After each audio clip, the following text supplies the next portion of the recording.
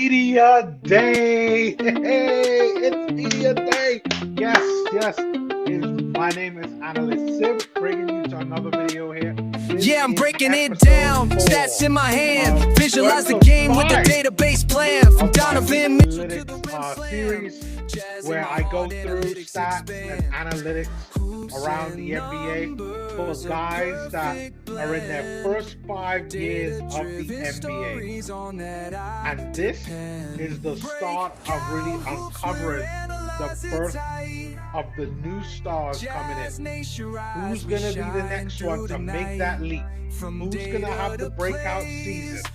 That is what this is about right here. And today, with it being Media Day, we get to see the good lookout of how some of these guys are going to out here perform, how their minds are like, what's going through the coach's mind, what's going through the organization mind.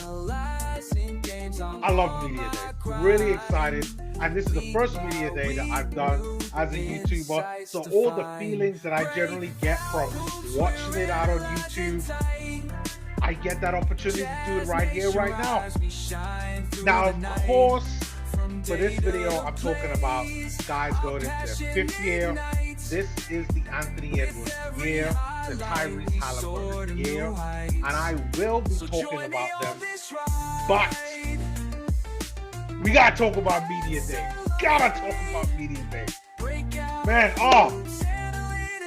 the NBA started. This signals the first start of the NBA. How are these organizations thinking? What are their plans? What are they saying? What are they not saying? That's the key part. Because depending on what they're saying, great.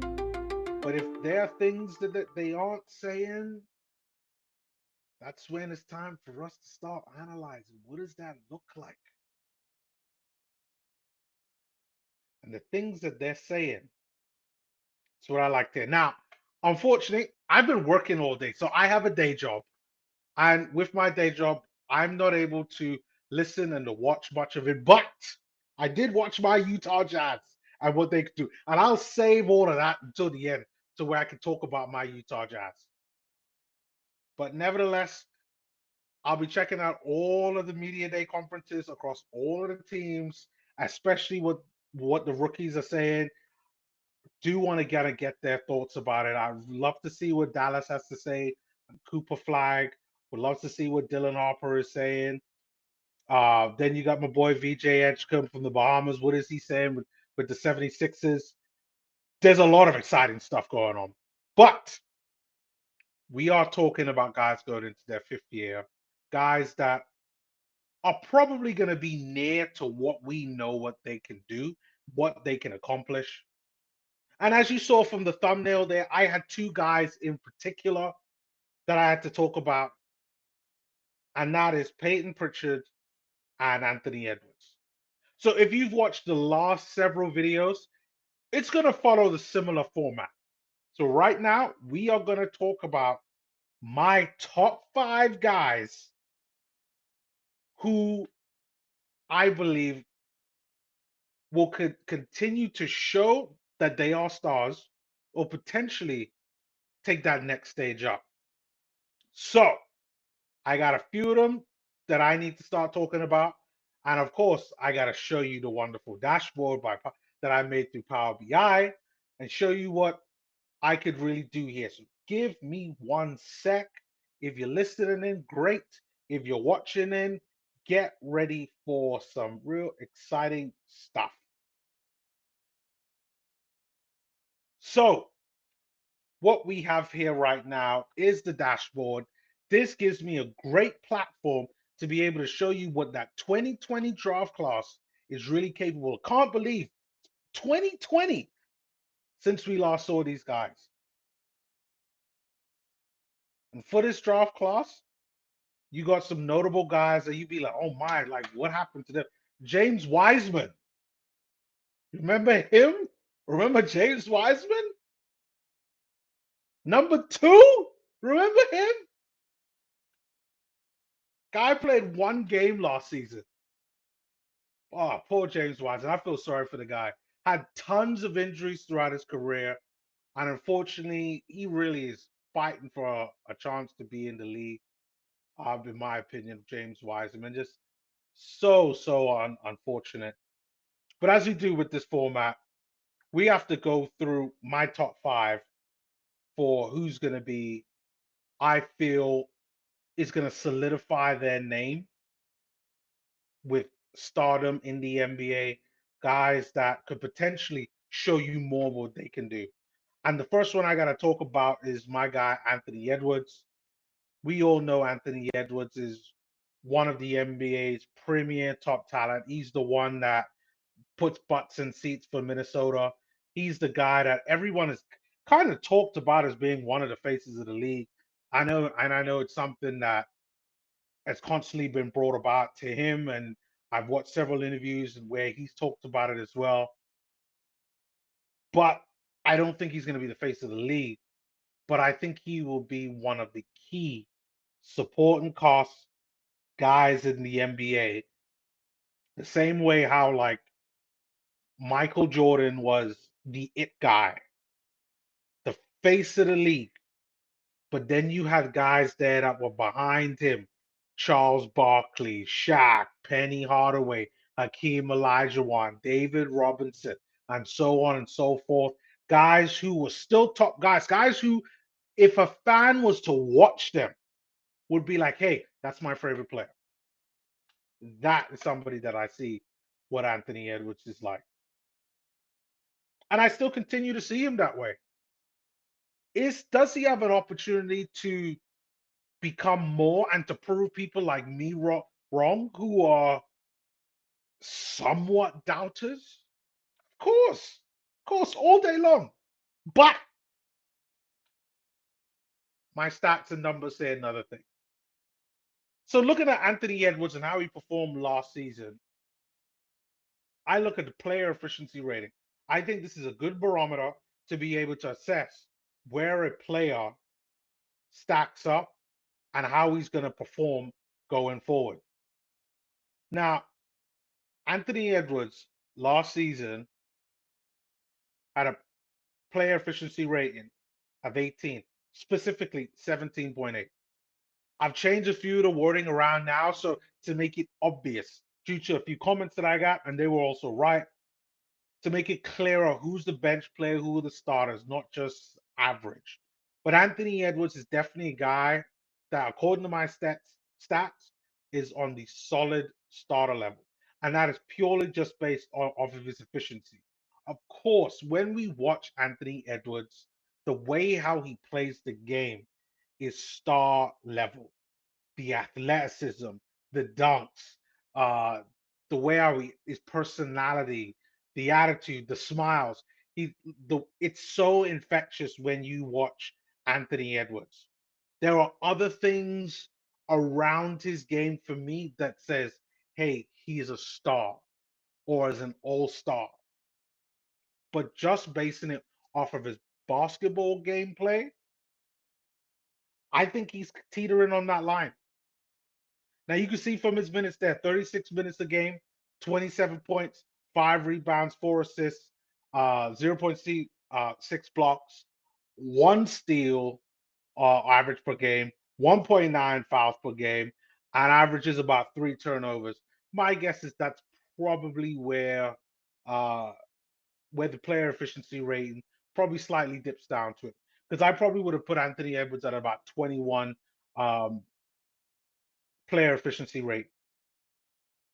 You could see that the true shooting percentage is at 59%, which is some of the highest that I've covered so far. That's a really good true shooting percentage. On 1.1 points possession, which is good. Like really, really good. Now then, when you look at how he's performed over the past several years, this is where it gets good, in my opinion. But I'm gonna let you guys judge. But I'm gonna break it down with how it looks. So you got his rookie season, 19 points per game. On his rookie season, he averaged.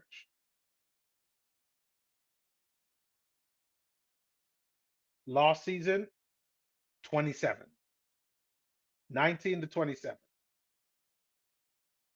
Sophomore season, 21. Third season, 25. Fourth season, 25. Anthony Edwards has shown consistent growth every single year when it comes to points. This is why I truly believe when it comes to the stat side of it, this season's going to be the year. This season is going to be the year that, in my opinion, based on what I see there, and I'm just at points, I will get to assists and rebounds in a sec. He will have a season where he's looked at to make it for the All-Star team, but not just that, MVP level conversation. I think he's capable of it. And I think this could be the year.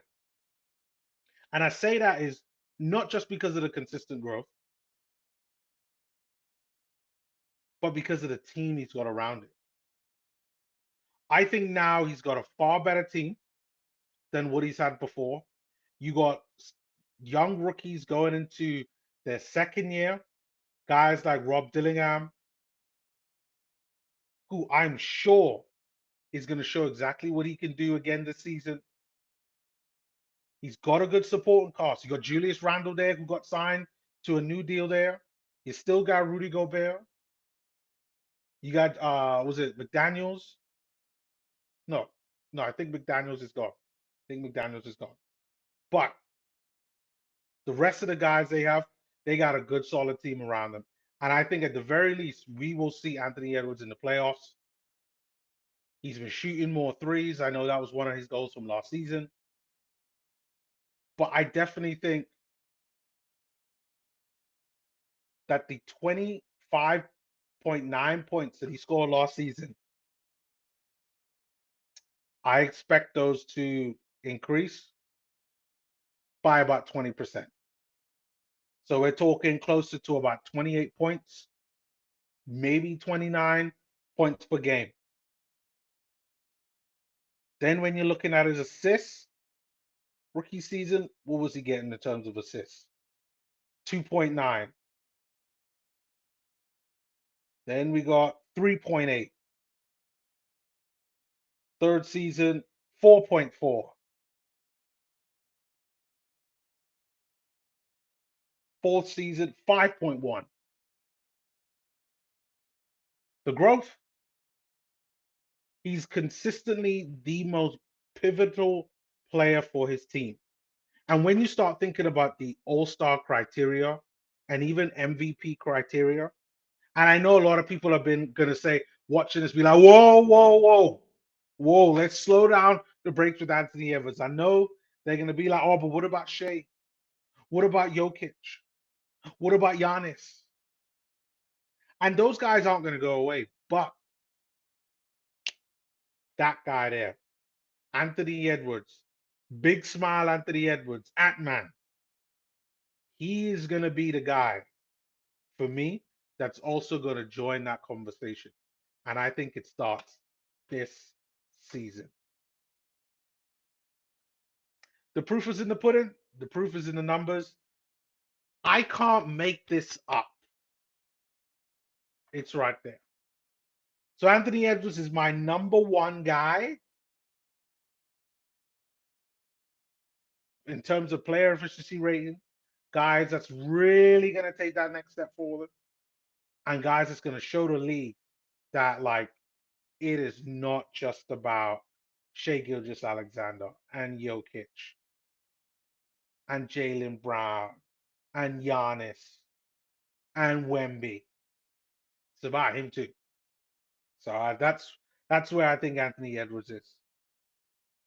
Second guy I have on my list, a guy that he just got traded this summer, and a guy that some people might be thinking, oh, Never thought that much about him because I don't think a lot of people probably rate him that much.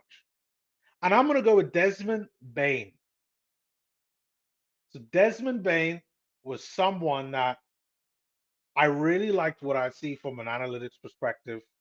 I've always liked his game, and I mainly watched his game mainly because of Ja Morant playing for Memphis. So you didn't know Bane formerly played for the Memphis Grizzlies. Now he's playing with the Orlando Magic. Got traded in the offseason, and now he's going to be a Magic player, a Magic team that needs offense, needs that 3-point shot. And that's something that he's going to be able to go up and give them. So you can believe he's going to get an opportunity to let him fly and let him rain and let those threes rain. That'll be Desmond Bane. And I think he's one of those guys that came out of college a little bit older, but has been able to perform at the level that we've all expect. And as you could see here on my player efficiency rating, Desmond Bane is at 19 when it comes to player efficiency rate. 18.9 to be more specific.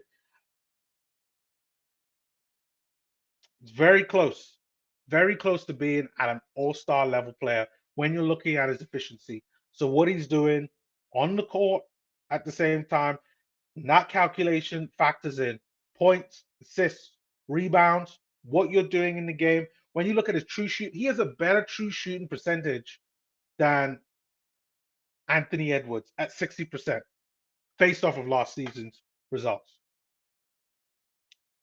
Now, he gave you 32 minutes a game, 19.6 rebounds, 5 assists, a 0.4 blocks, 1.2 steals, 2 fouls per game, and 2.4 turnovers per game. Like I said with Anthony Edwards, I believe that the turnovers were a key reason why he didn't have a better player efficiency rating. And again, that probably proves it there. But again, you could tell by Bane's stats that he's somebody that can give you a little bit of everything. He can score, he can rebound, and he can create within the minutes that he is out on the court.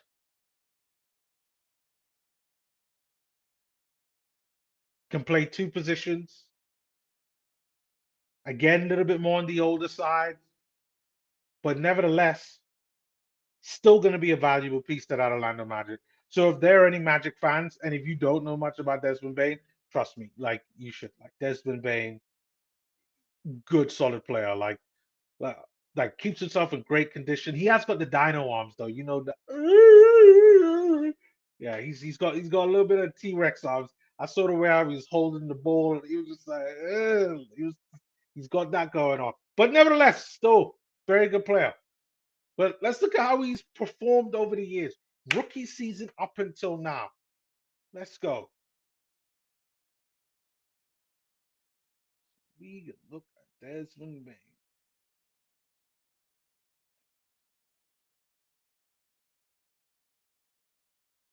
Desmond Bane, 9.2 points per game. And when you look at Anthony Edwards in his first season, I believe he was at like 18. Now, there's always a lot of factors with that. Obviously, Anthony Edwards was a high draft pick. Desmond Bane there was 29th, I believe, looking at the last page. 1.7 assists per game, 3.1 rebounds, 2.6 defensive rebounds, and obviously 0.5 offensive rebounds. So, like, he's on the defensive glass doing what he's got to do. But again, one thing I like about him is that 3-point percentage is really good. 43.2%. Field goal percentage is pretty high. Personal fouls there a little high. Again, turnovers. Well, turnovers per game is, I would say, low there. That was pretty good. I did play a sizable amount of games from his rookie season. His second season, you could see here, third highest top scorer of his draft class. Look at that. Can't go wrong there. There's only two other guys ahead of him. One of them is Anthony Edwards that we talked about. And spoiler alert, LaMelo Ball is second, who was on my top 5. So you gotta love that. Desmond Bane there third on the list in his second season. Is he anywhere else, Desmond Bane? He's about what? You got 1, 2, 3, 4, 5, 6, 7, 8, 9, 10th on assist makers in his second year. Then you got him here, fourth on steals. Is he here for rebound? And there he is there for rebounds. He's at 1, 2, 3, 4, 5, 6, 7, 8. 8 on rebounders. Desmond Bane, people, gives you a little bit of everything. A little bit of everything. The only issue that I think with Desmond Bane is that before he played for Memphis, could he make the All-Star team? I think he's got the talent to, but unfortunately, probably not going to be the case. He will be in the conversation, in my opinion, especially if he starts putting up numbers like what he's done last season. In his third season, because I got to show the progression. That's what it's all about. You got Desmond Bane there, second on the top scorer list in his third season. Then again, for assist makers, he's 1, 2, 3, 4, 5, 6, 7th for assists in his third season. Rebounders there, nowhere to be found. Oh no, there he is. He's probably about 15th. I'm not going to count. It's too long. Then for steals, he's not there. Oh, here he is again. Probably about 12th or 13th there. Points there goes up, 11 points per game. Again, about the same amount of assists. But where Desmond Bane really showed what he can do is last season. Last season was the beginning, as what we saw there. 23 points per game. The fourth season was his breakout season. That's where he went from being good to damn good. So I love this. But I think that there's more room for him to grow there. I truly do. Now that he's going to be playing with Paolo Banchero, that I talked in my video on Friday, talking about him going into his fourth season. You got a lot of pieces there. Franz Wagner's there. Woof. Got Anthony Black this year, young player coming through. With that solid Magic base defense, this gives an opportunity for Desmond Bane to just go out there and just light him up. I wish I had a lighter right here so I could just be like, light him up. I love Desmond Bane. Third on my list, I talked about it briefly already, but I'm going to go with LaMelo Ball. LaMelo Ball is a player who I personally think is a star. I know this says solid starter, and I think there's a lot of reasons why, like defensively, he sucks. Rewind. Zip. That LaMelo Ball doesn't suck at defense. I just think sometimes he doesn't put in the effort in defense. Way better offensively. Love the guy offensively. Last season, 25 points per game in 32 minutes. He's an efficient scorer, but it's really the turnovers and the fouls, with 3.6 turnovers and 3 fouls per game on average, but gives you 4 rebounds and 7 assists. Very, very, very good point guard. But again, it's a defensive side of the game. 0.3 blocks per game on average, 1.1 steals, which actually is pretty good for that. And he's still young, 23 years old. This is how I'm talking about him right now. Just like Anthony Edwards, the world is this guy's oyster. If LaMelo Ball could just have a good 2 to 3 year stretch of not getting injured, LaMelo could easily make the All-Star team. Like LaMelo Ball and Anthony Edwards, in my opinion, over the next 5 years, really, they're going to be in regular conversations about being MVP, and that's only though if they could stay injury free, especially LaMelo Ball. That is his biggest issue. He might also have to move out of Charlotte. Charlotte Hornets. That's also going to be used against him a lot. Charlotte Hornets just aren't a great side, and I know a lot of people are going to look at, well, oh, but his 25 points per game because he plays for Charlotte, like he's their best guy, but still, 25 points a game is 25 points a game. How has he been doing since his rookie season? And I know for a fact that his rookie season, all the seasons prior to this, is going to be very up and down. I haven't even checked. How was LaMelo Ball in his rookie season? Did he even play? Played 51 games. 15 points per game. That's pretty good. 6 assists. Pretty good. 5.7 rebounds. 4 defensive rebounds. 1.2 offensive rebounds.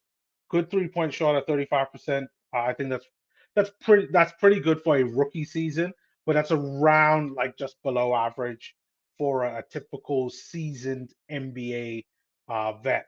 But I do like those numbers. Sophomore season, what do we got here? Second in top scorers, so we know he can shoot the ball, good at stealing the ball, top rebounder, second on rebounds, second on assists. In terms of all the players that I've reviewed over these last 4 videos, I haven't seen much players that are consistently scoring, stealing, rebound, assists. Second, and the only people that beat him are Anthony Edwards, Tyrese Halliburton, both steals and assists, and then Isaiah Stewart, who, love me some Isaiah Stewart. I can't wait to see who he can put in a sleeper hold and choke yet. But nevertheless, you gotta love what LaMelo Ball is doing. 20 points per game, 7 assists, 6.7 rebounds in his second season. Again, turnovers are pretty high. Steals, I think, are really good. Free throw percentage is nice. That's how you're able to really judge like whether somebody can shoot like a natural shooter, and like that's one thing I love about LaMelo Ball. Fouls probably could do a bit of work. Does he improve on this in his third season? Again, he drops considerably, but that is because he played stupidly low amount of games. But again, we're seeing the same things. Personal fouls are at 3. Assist to turnover ratios at 2.4. But 8.4 assists.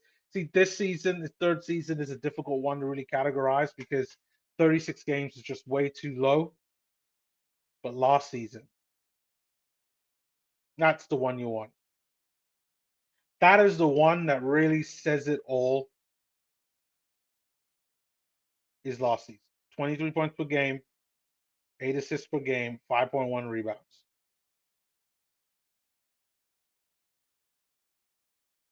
That's one thing I like about LaMelo Ball. Like, gives great numbers, but I'm going to give him the good shout out because I think that there are a lot of people out there that would call what LaMelo Ball does empty stats. And I'm not going to, I'm not going to get into that narrative about empty stats. Because I just think, to be fair, I just think it's hot garbage. I really do. And looking at what LaMelo Ball did then,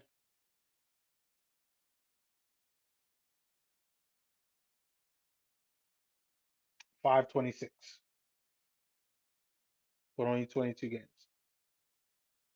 Another difficult season to talk about. But when you look at how the trajectory is, rookie season, sophomore season, third season, fourth season, still good numbers. Still the same problems when it comes to fouls and turnovers. But the meat and bones is there. And I think he's been healthy enough to whereby he can play in a decent amount of games. The question is he going to be able to play more than 22 games? Can he get to 65 games? Because I can guarantee to whoever is watching this, If he could play to 65 games, LaMelo Ball could really be a star. Like I honestly believe that. But we'll have to see. Third one I have on my list. He is in the thumbnail, and that is Payton Pritchard. Got to talk about Payton Pritchard. I love his story, kind of like the sixth man. Payton Pritchard, someone out there who I think if he wasn't playing for Boston, would be the type of player that would probably start for teams. I'm a Utah Jazz fan. You guys know it. If Payton Pritchard was with the Jazz, he was starting. That's over Isaiah Collier for sure. No, he was starting. Averaged 28 minutes a game last season. Averaged 14 points, 3.8 rebounds, 3.5 assists. Didn't do much on the blocks and the steals, but close to one steal a game. But did average 1.5 fouls a game and one turnover a game. Now, obviously, his turnovers and fouls are pretty low, which is good, which is very good. But the problem is that he just doesn't give you enough minutes, not enough points for the minutes that he's playing. But what if I told you that Boston's situation this year was a bit unique? And I think you guys know what I'm talking about. Boston have Jason Tatum out for the whole season. Now I know there's a clip going out online, and I've seen the video for it. Jason Tatum has been practicing, and there is a chance that he could be back this season. My guess is that it'll probably be at the tail end of the season, maybe into the playoffs if the Celtics make it, which I do think that they will make the playoffs for sure. I think the East is a bit on the weaker side, and I think that guys like Payton and Jaylen Brown there for Boston Celtics will come out there and land themselves a position in the playoffs at the end of the season. But I think Payton Pritchard could have an even bigger role than what he's typically used to.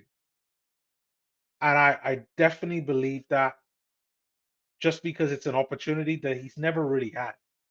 Boston have their perfect two, their duo, Tatum and Brown, Jaylen Brown, Jason Tatum, and they're a fantastic duo. This is a Boston Celtics duo that won an NBA championship, but a lot has changed.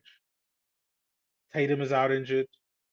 You got Al Horford that's gone. I just heard he signed a new deal today with the Golden State Warriors, who, wow, they're going to be an interesting one this season to look out for. I think most likely they will make the playoffs, but I digress. So this Boston Celtics team is going to be interesting, and I think guys like Payton Pritchard could show you more. They're going to get more minutes, more chances to do more. They're going to get the ball in their hands more. And guys like I'm going to stick to Payton Pritchard. I know there's Derek White as well, who we should talk about, but yeah, I'm not. I'll talk about him at another time. But for me, Payton Pritchard, he's the one. He's your solid starter. We all know what he can give. True shooting percentage at 63%. Like, gives you everything. Good defense. His handling is fantastic. Shoots the three very well. Gives you exactly what you want in a modern NBA format. Looking at how he played in his first season,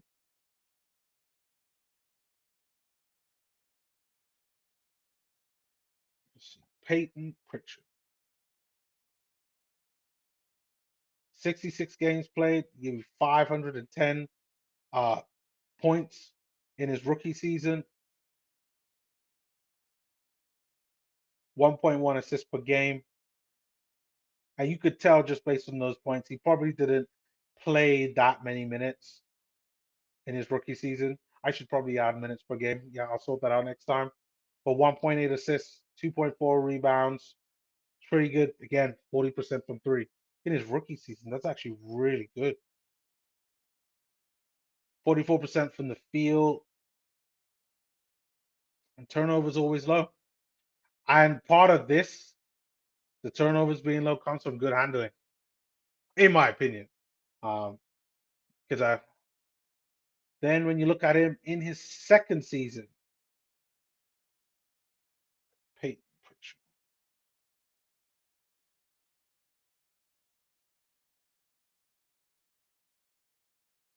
Again, another 6.2 game. Low minutes. All low minutes. 442. But did play 71 games. Third season.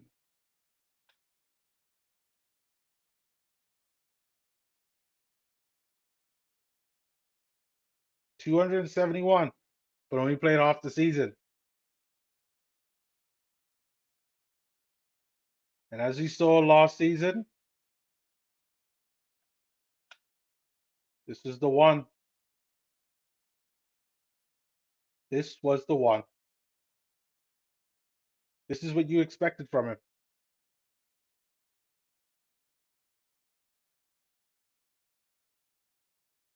So for me, Payton Pritchard definitely will make a big jump up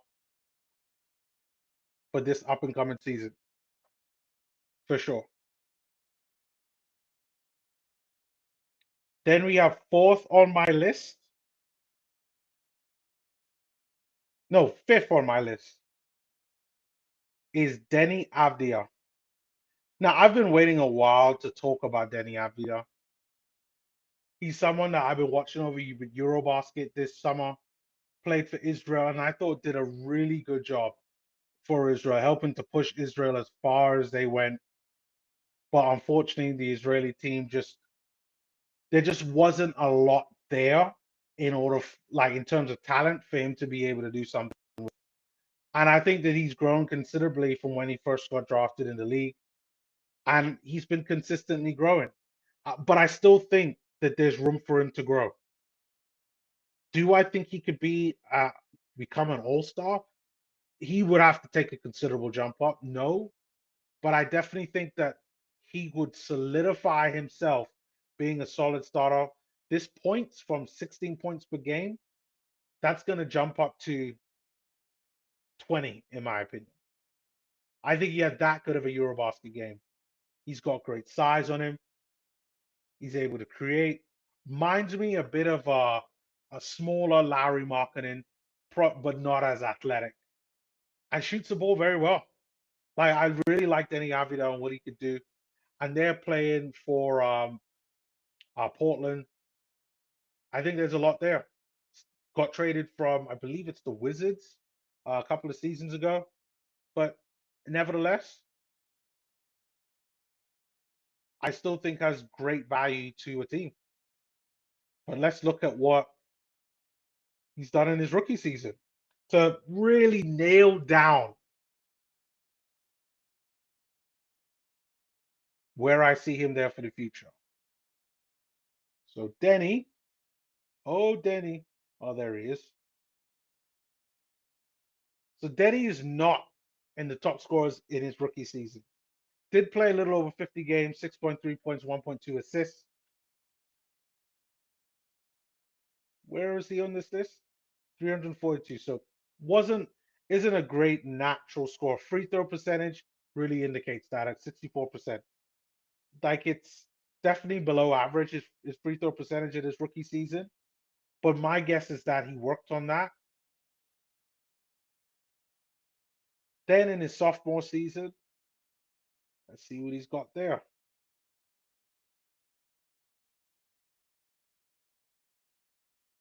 Deni Avdija. He is in the top list now in his second season. Again, only averaged 8.4 points per game. Not great. 2.0 assists, 5 rebounds, 0.5 blocks, not even a steal per game. I think this is pretty weak, if you want me to be completely honest and frank. But still managed to get in there. But again, far away from the top performing guys, far away from the guys we talked about in this video. Anthony Edwards, LaMelo Ball, Desmond Bane doesn't even come close to what those guys are putting out. We got to be really honest about that. Doesn't come close. And again, that 31%, like that's not great. I'd love for Isaiah Collier to do that. 31%. But for a small forward in the way out the NBA plays, where the small forward's a key part, like you got to expect better. But in the third season,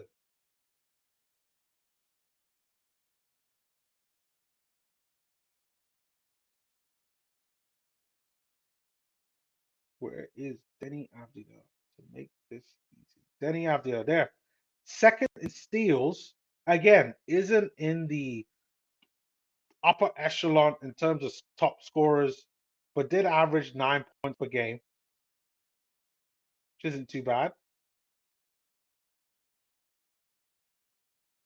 No, actually, that's pretty poor. What am I talking about? No. But again, this is pretty low. 76 games played. I think this is low.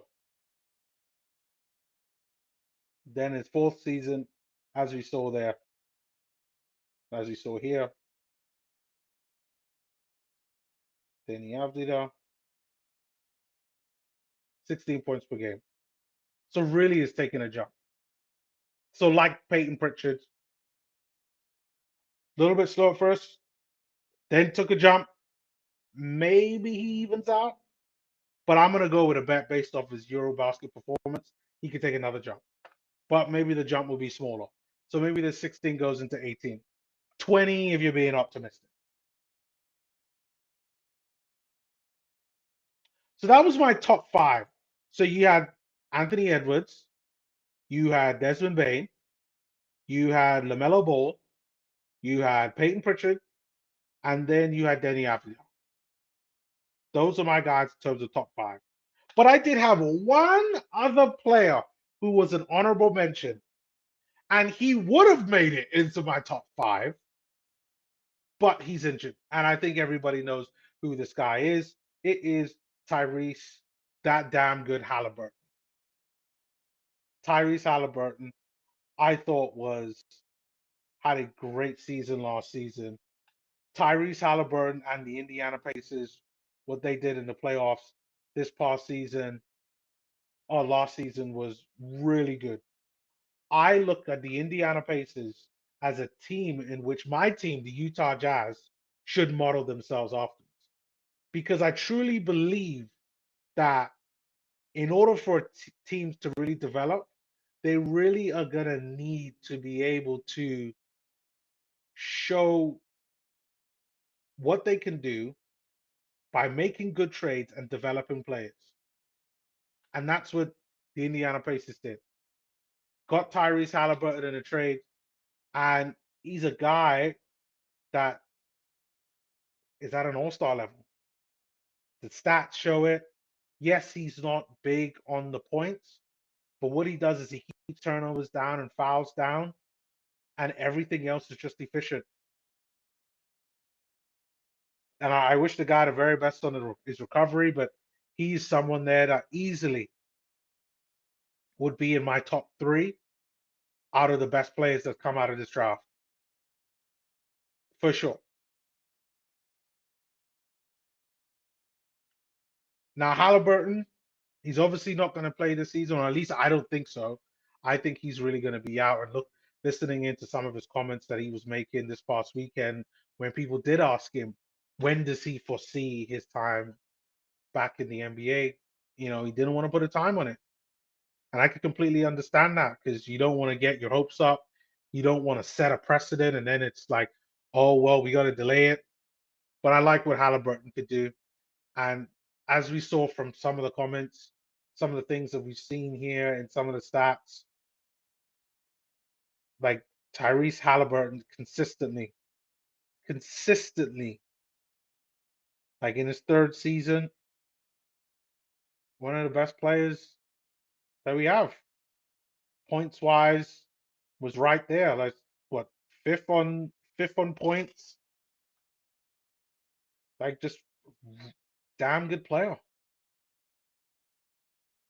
Assists, top of assists, 21 points per game, 10 assists per game, 3 rebounds per game. Can't go wrong there. Again, personal fouls are down. Assist to turnovers is actually pretty good. 2.5 turnovers a game. Good. kept that pretty low, and it's gotten even better from his third to his fourth season. But that thing, 41% from three. That's what makes Tyrese Halliburton truly an all-star level player. So I wish Tyrese Halliburton a speedy recovery. So all of those guys, seeing what they could do for their individual stats, the impact that they're going to have for their teams is going to be pivotal. And a lot of what's going to allow those guys to be able to perform, in which I think that they can, will be based on what their team is able to do around them. The supporting cast is going to be vital. And I think for all of them, yes, for all of them, I could see them having a next stage up.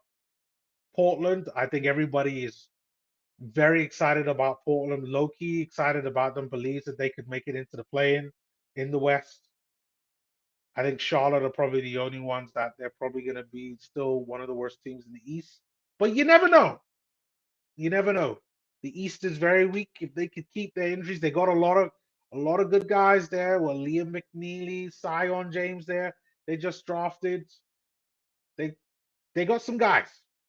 And they still got Brandon Miller.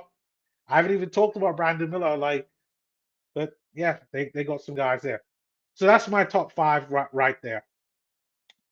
Finally, I got to talk about Media Day for the Utah Jazz. So to all Jazz fans, I'm talking about the Utah Jazz right now. So people that aren't Utah Jazz fans, if you want to skip ahead or click away, you're more than happy to. But I got to talk about the Utah Jazz because I listened to their Media Day, and I was really excited. Loved what I heard from Will Hardy with what he expects from the team.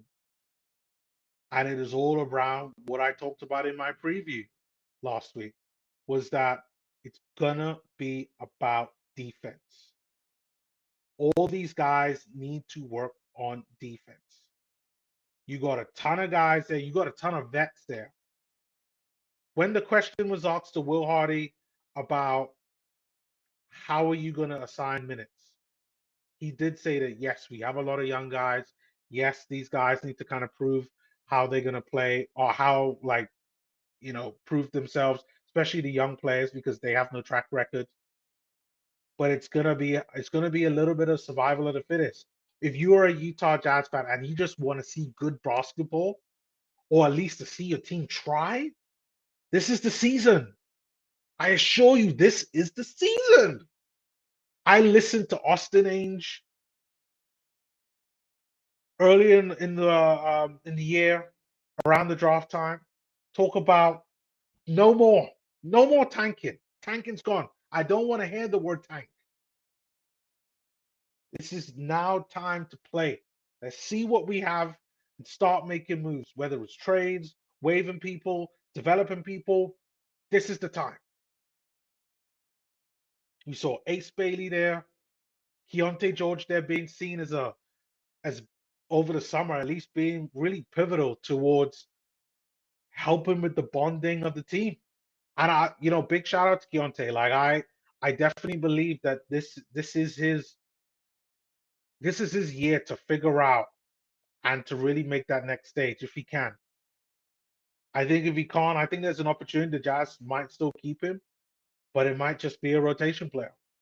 But I do hope that he goes out there and plays defense and shows, management and Will Hardy knows what he can do. Talk to Bryce about the skills that he's able to show. We heard from Cody. I'm rooting on the guy. Last season was not good for him, but I'm still rooting him on. Heard from Isaiah Collier as well. Love Zay. For some reason, I missed the Filipowski one, which is one of the players that I was looking at, but I know I'll probably find the Filipowski one to find out what he said, but I know it's going to be very positive. And then, even more importantly, the vets. Kevin Love, really impressed by him. He is going to be one of the leaders on the court that is going to be out there like the coach. I didn't even realize him and Will Hardy are the same age. And you would think that Kevin Love is older just based off the amount of gray hairs that Kevin Love has.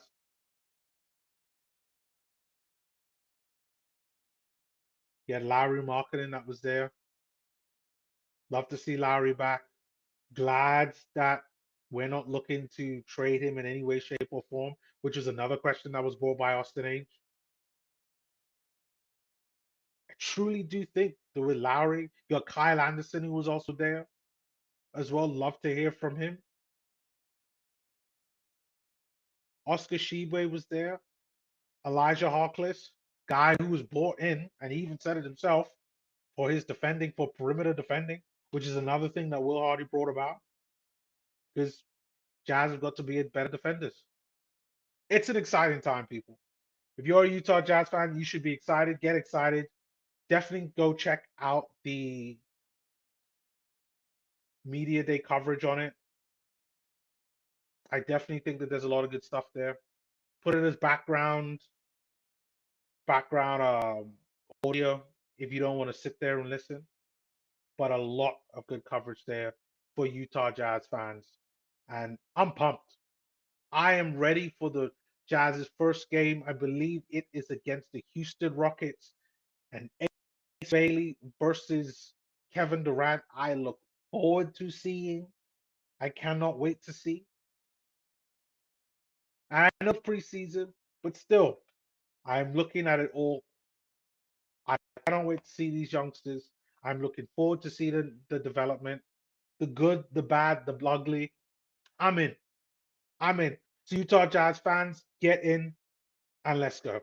So that is it. Thank you once again for watching the video. It is close to an hour, so definitely a long one, but nevertheless, thank you for watching the video. Please do comment. Love your feedback. What do you think of the show? What is it something I can improve on? I'm not that good at doing these live streams. I'm definitely a newbie at this, at the live stream parts at least. So I definitely would respect your feedback, as it'd be much appreciated. Do like and subscribe. That does help the channel out. And like if you wish. And I will see you all next time.